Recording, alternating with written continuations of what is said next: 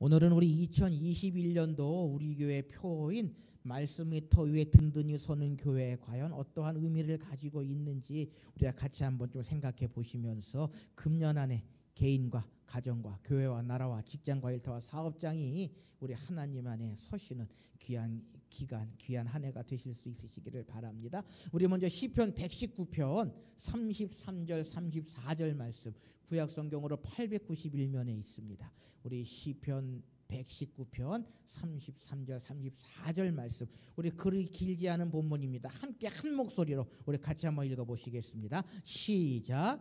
여호와여, 주의 율례들의 도를 내게 가르치소서. 내가 끝까지 지키리이다. 나로 하여금 깨닫게 하여 주소서. 내가 주의 법을 준행하며 전심으로 지키리이다. 아멘.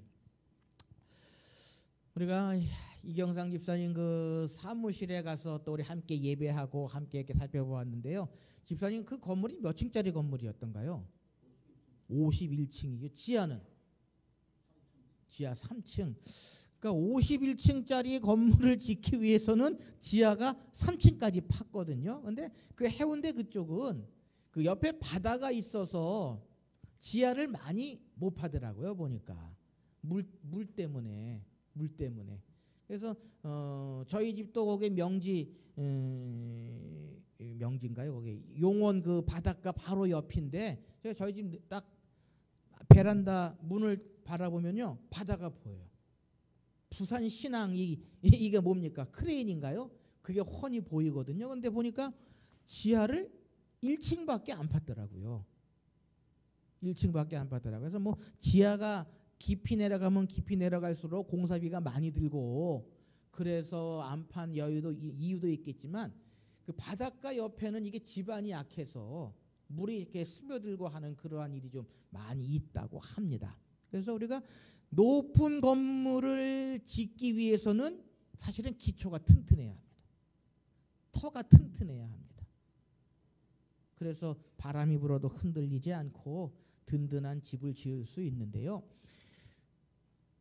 개인도 그렇고 가정도 그렇고 교회도 그렇고 나라도 그렇고 직장과 일터 사업장도 그렇고 이 터가 튼튼해야, 터가 든든해야 건물을 잘 지을 수 있습니다. 그래서 옛날에 우리 어르신들 하시는 말씀이 있어야죠. 터가 좋아야 된다.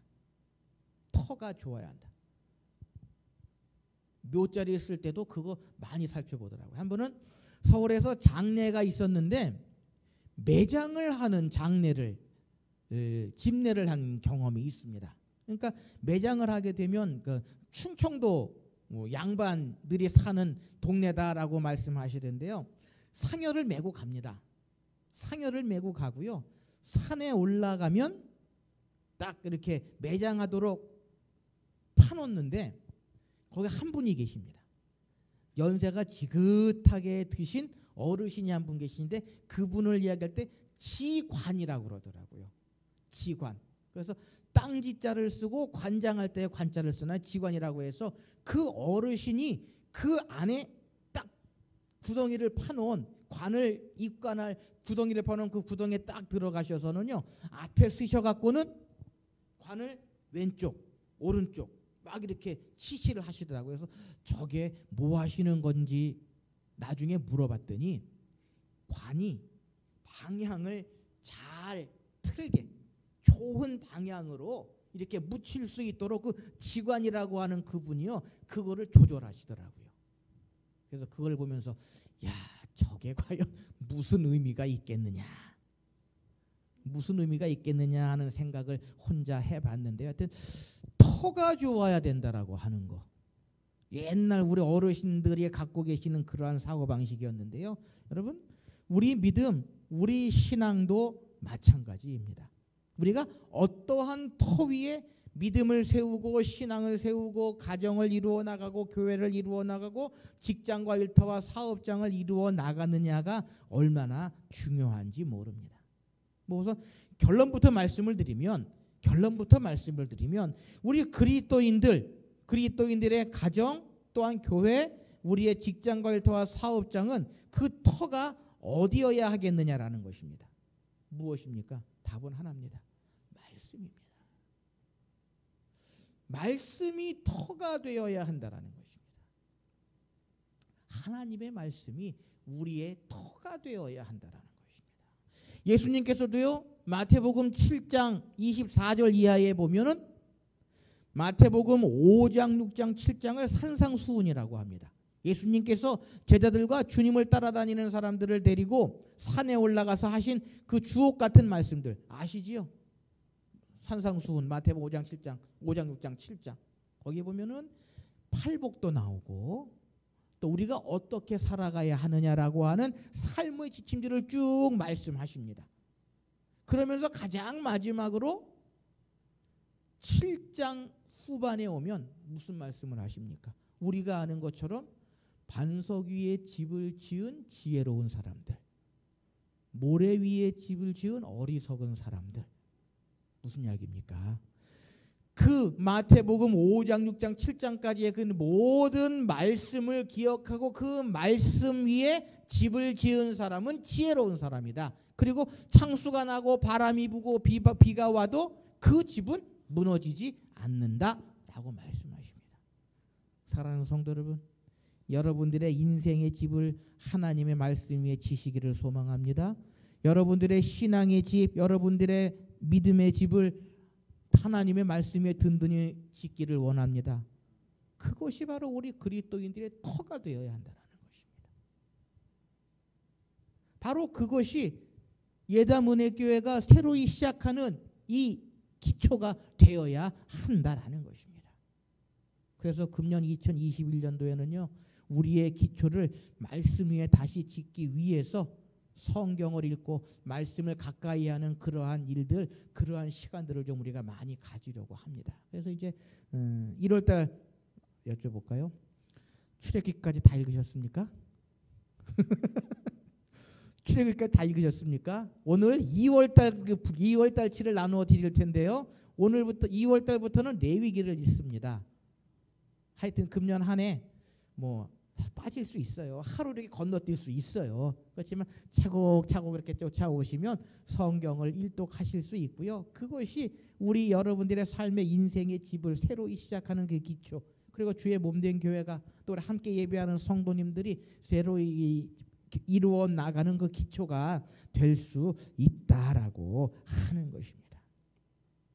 사랑하는 성도 여러분, 우리의 기초는, 우리의 터는 하나님의 말씀 위에 든든히 서야 하는 것입니다.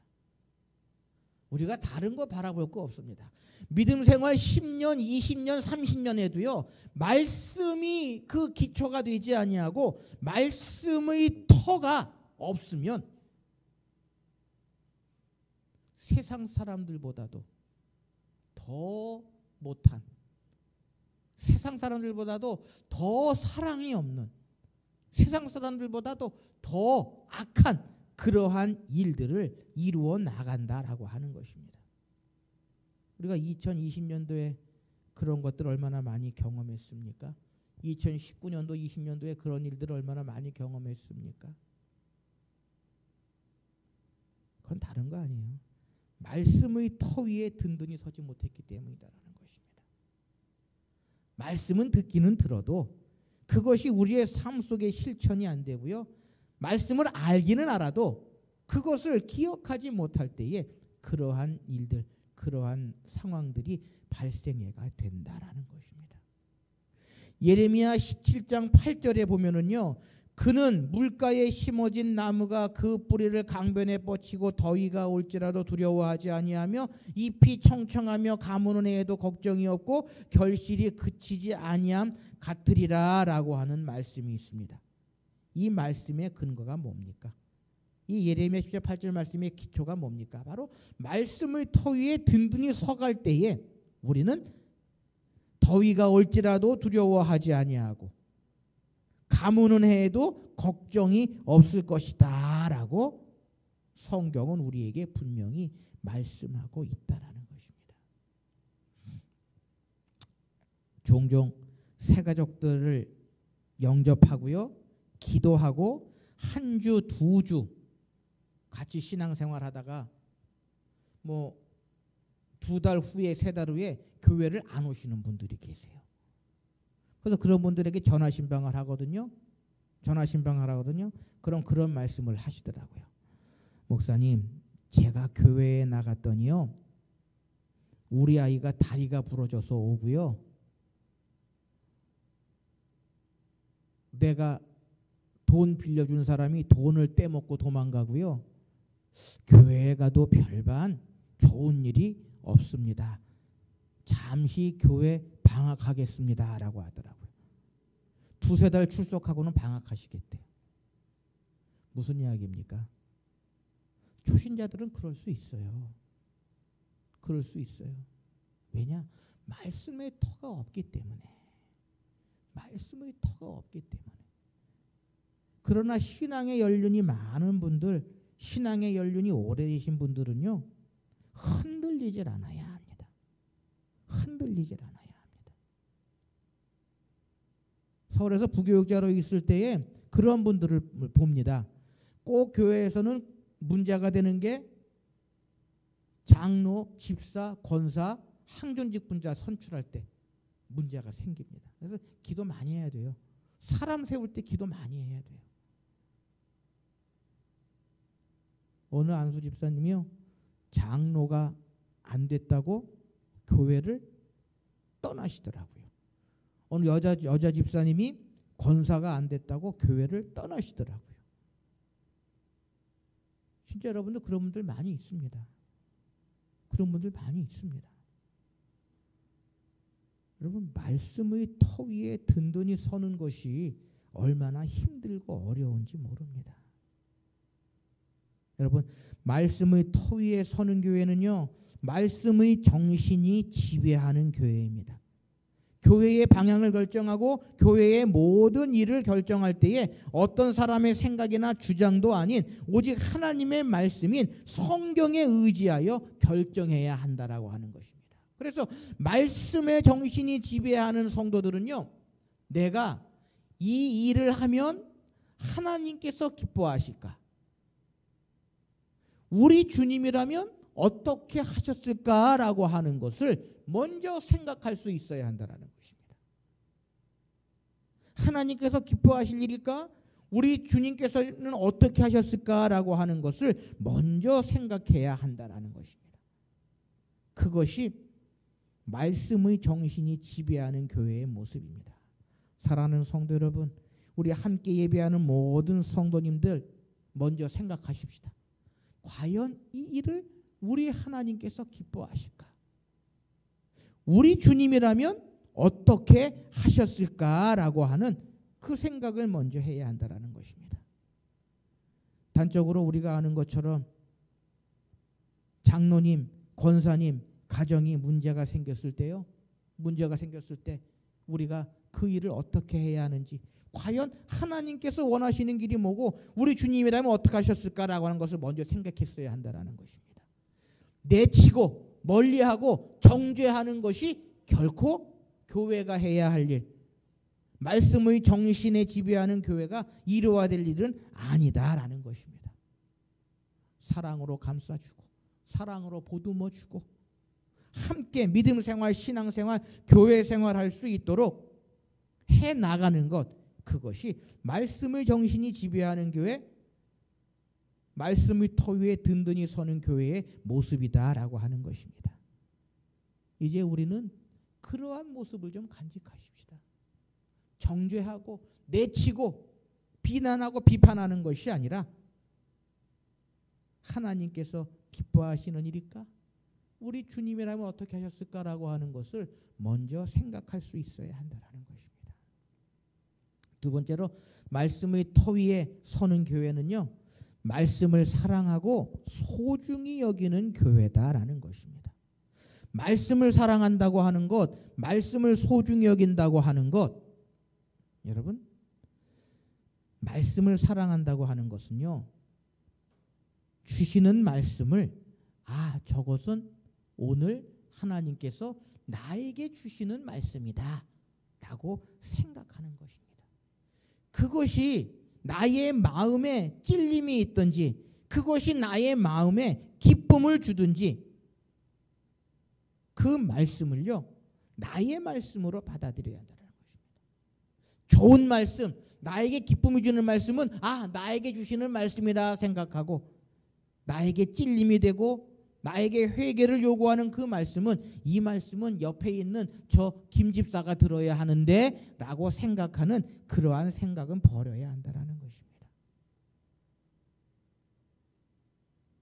사랑하는 성도 여러분, 말씀을 열심히 듣고 열심히 스스로 읽고 공부해서 말씀 사랑의 정신이 넘쳐나는 저와 여러분들이 되실 수 있으시기를 바랍니다.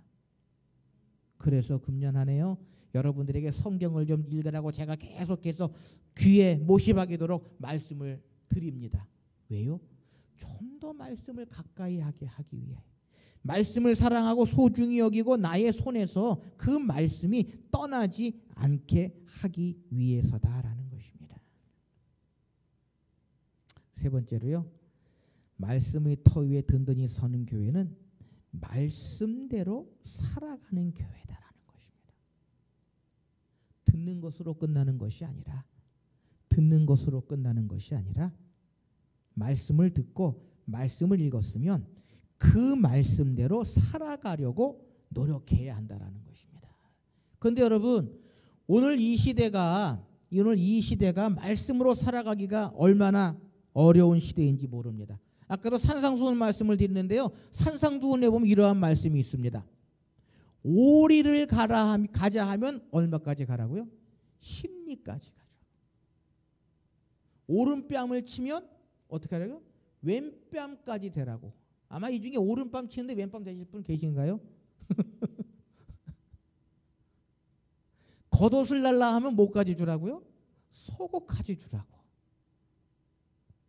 이게 산상수훈에서 이야기하고, 단적인 이야기지만 산상수훈에서 이야기하고 있는 예수님의 가르침입니다. 무슨 이야기입니까? 문자 그대로, 글자 그대로 해석할 수도 있지만 그 속에 담겨져 있는 뜻을 우리가 알아야 한다는 것입니다. 무슨 이야기입니까? 그리스도인들은 헌신하며 살아라는 것입니다. 다른 사람의 입장을 먼저 생각하며 살아가라는 것입니다. 바로 말씀대로 사는 그러한 교회, 그것이 하나님의 말씀의 터 위에 서는 교회입니다. 비난하고 비판하고 정죄하고 쫓아내고 그러는 것이 아니라 사랑으로 감싸주고 서로 위해 기도해주고, 그러한 말씀의 실천을 이루는 그러한 삶을 살아가라라고 하는 말씀인 것입니다. 자, 그렇다면 우리가 이러한 말씀의 터 위에 서기 위해서는 어떠한 일을 해야 하느냐라고 하는 것입니다. 오늘 본문 말씀 시편 33편 119편 33절 34절 말씀이 우리에게 그것을 말씀해 줍니다. 33절 상반절에 보면 뭐라고 기록합니까? 여호와여 주의 율례의 도를 내게 가르치소서라고 시편 기자는 노래합니다. 무슨 이야기입니까? 하나님의 율법, 하나님의 명령, 하나님의 말씀의 도를 내게 가르치소서라고 이야기합니다. 우리가 가르침을 받지 않으면 말씀을 모른다라고 하는 것입니다. 우리가 가르침을 받지 않으면 이것이 옳은 길인지 틀린 길인지 알 수가 없다라는 것입니다. 우리가 말씀의 터에 든든히 서기 위해서는 율례의 가르침, 말씀의 도의 가르침을 받아야 한다라고 하는 것입니다. 두 번째는요, 34절 말씀에 나로 하여금 깨닫게 하소서라고 시편 기자는 이야기합니다. 말씀을 듣고 깨달을 수 있어야 한다라는 것입니다. 말씀을 듣고 깨달아야 말씀의 터 위에 든든히 설 수 있다라는 것입니다. 말씀을 배우고 말씀을 깨닫는 그러한 모습이 있을 때에 말씀의 터 위에 서야 한다라는 것입니다. 여러분, 예수님께서 공생애 가운데에 많은 일들을 하셨습니다. 그런데 그 예수님의 그 사역 가운데, 예수님의 일 가운데에 극명하게 두 부류로 나눠지거든요. 한쪽은 예수님께 감사하고 예수님의 하신 일들을 따라가는 그러한 사람들. 하나는 그것을 비난하고 비판하고 평가하는 그러한 사람들. 극명하게 나타납니다. 왜 그렇습니까? 주님의 행하신 주님의 일을 그들은 깨닫지를 못했기 때문이다라는 것입니다. 주님의 말씀을 깨닫지 못하면은요, 주님의 말씀을 깨닫지 못하면 우리가 말씀의 터 위에 든든히 설 수 없다라는 것입니다. 도리어 거기에 나의 생각, 나의 뜻이 나의 뜻이 첨가가 되어서 더욱더 힘들고 어려운 그러한 일들을 맞닥뜨리게 된다라는 것입니다. 사랑하는 성도 여러분, 하나님의 그 말씀의 터 위에 든든히 서는 금년 한 해가 되시기를 소망합니다. 그러기 위해서는요, 하나님의 그 말씀을 우리가 배워야 하고요, 그 말씀을 잘 깨달아야 한다라는 것입니다. 그래야 말씀의 정신이 지배하게 되고 말씀을 사랑하고 소중히 여기게 되고요, 말씀대로 살아갈 수 있다라는 것입니다. 자, 우리 금년 한 해 같이 한번 하나님의 말씀을 좀 이렇게 가까이 해보십시다. 매일매일마다 하나님의 말씀을 읽으시면서 그 속에서 나에게 주시는 뜻이 무엇인지를 깊이 묵상하여 보십시다. 그리고 우리의 삶이, 우리의 가정이, 우리의 믿음이, 우리의 직장과 일터와 사업장이, 우리 교회가, 이 나라가 다시금 회복되고 하나님의 깊은 뜻을 깨닫고 이루어 나가는 귀한 한 해가 되실 수 있으시기를 바랍니다. 기도하십시다.